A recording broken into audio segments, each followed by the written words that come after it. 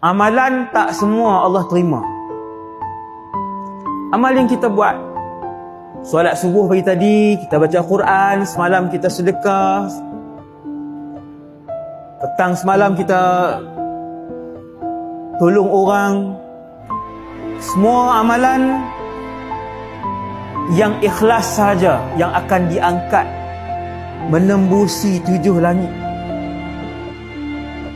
Kalau yang tidak ikhlas, dia ikut kekuatan yang ada pada amalan tu, keikhlasan yang ada pada amalan itu.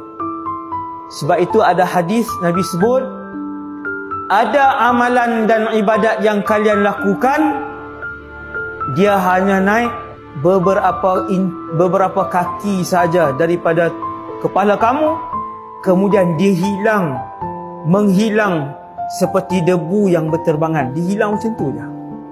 Sebab tu bila tengok dalam buku amalan nanti, kita ingat kita solat. Bila tengok dalam buku amalan kita, dicatat oleh malaikat letih dan dahaga sahaja. Tak ada. Lalu kita bertanya kepada Allah, wahai Allah, mana puasa saya 20 tahun? Wahai Allah, dulu saya tak solat, tapi ada juga saya solat sikit-sikit. Saya tak nampak pun solat tu, wahai Allah. Allah kata, solat itu tidak diterima dan tidak diangkat kepada aku.